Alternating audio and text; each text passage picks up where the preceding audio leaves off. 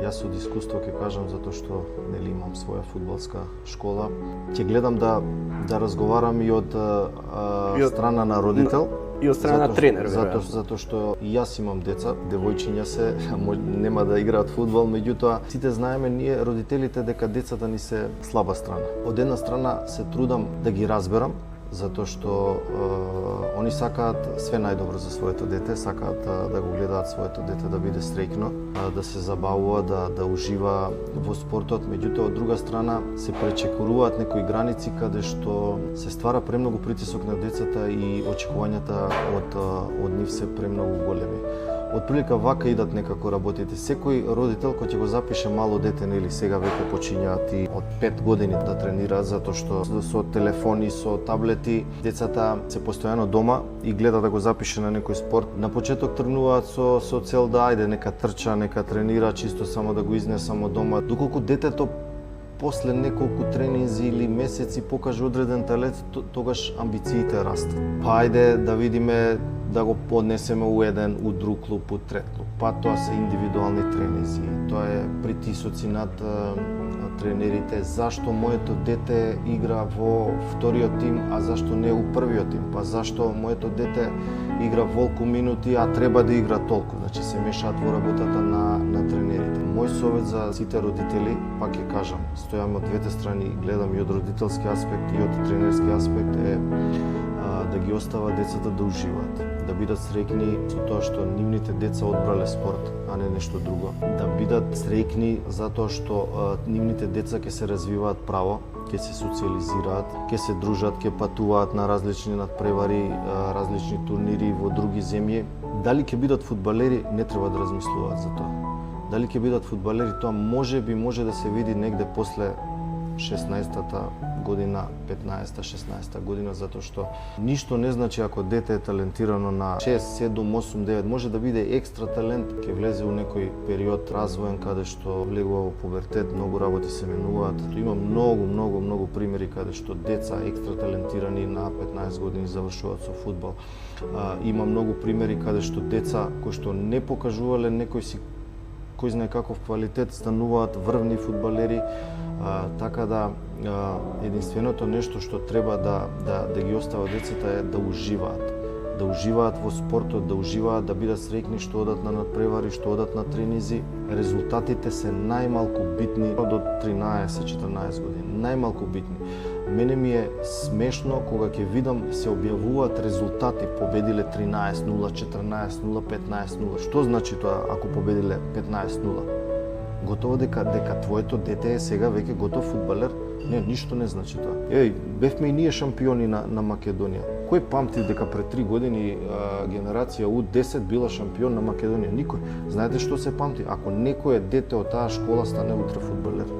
Тоа е најважното, али секогаш родителите треба да се стремат школото да им биде број 1 на децата, а не фудбалот. Тука се прави многу голема грешка затоа што на основ на фудбалот, ако детето е талентирано, родителот вложува све во своето дете. Јас не викам дека не треба да го поддржи максимално. Вложува све и тоа дете е само фудбал. Утре ќе тргнат работите во некоја друга насока, детето го запоставува школото, доаѓа на 17-18 години кога завршува тој младински фудбал и детето е во голем проблем. Да, знаете како токму тоа што го кажа Владко, преку таа желба на тој родител да тоа биде така, он му штети на своето дете. Тука треба едукација и кон родителите. Тоа е исто еден долг процес, кроз примери, да им се докаже дека со таа преголема таква желба на еден родител, татко или мајка, тоа е еден процес од 7, 8, 10 години. Тоа е процес од неговата 7-8 годишна возраст до 17 годишна, тоа не е процес од 1-2 години. Тоа е еден социјален проблем кој што веројатно го има во сите земји во ова модерно време, посебно во вакви земји како што е нашата, каде што родителите од таа преголема желба детето да е фудбалер му штетат на тоа дете десетина години и после многу тешко да се исправи кон правиот пат.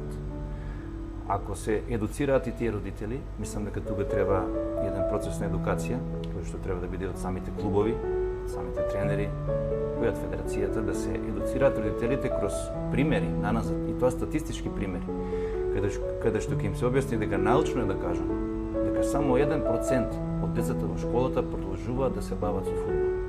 Така и во Шпанија, така и во Малта, така и во Кина, така и во Англија, така и во Германија.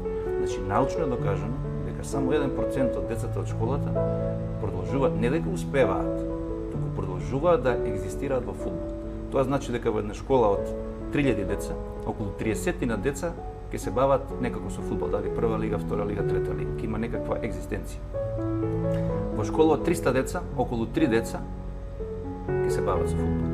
Кога тоа ќе го знаат родителите, мислам дека нема да влагаат во таков ризик на форсирање, туку ќе го остават детето мирно да самото се развива, бидејќи и клубовите, секој клуб сака добар играч, секој клуб сака да произведе добри млади играчи. И во таа проценка кој е добар за сениорски фудбал ја прават клубовите, а не родителите.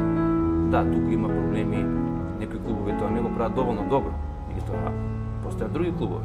Порака нека биде генерално вака сите нас и кон родителите дека треба да ги остават децата да живеат како што кажа Владко, да се срекни бидејќи се социализираат, дружат, има некоја дисциплина дека има тренинг во 6 сат, треба да јаде во 3, треба да е во 5 таму. Тука има едни бенефити кои што се животни бенефити, не се само фудбалски. Поголем е тој ефект, него ли фудбалскиот ефект. Секој фудбалер кој што успеал во својата кариера, не успеал дека сакал татко. Туку обратно. И ние имаме многу примери сега кај што родителите ги форсираат децата да играат фудбал. Тоа така не било порано никогаш.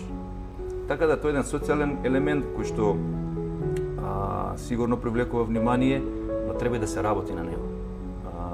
Во тој контекст, мислам дека и сите ние чинители што сме во фудбалот, било што да се работи, дали си агент, дали си клуб, дали си тренер, треба да го советуваш играчот и родителот на сето ова, за да се смири малку таа тензија и тој притисок и за да, освен тоа што ние треба да произведуваме добри фудбалери, ние треба преку тој тренажен процес да ствараме и добри личности. Родителите имаат голема улога, бидејќи детето е 2 сата на тренинг, а 22 сата е дома.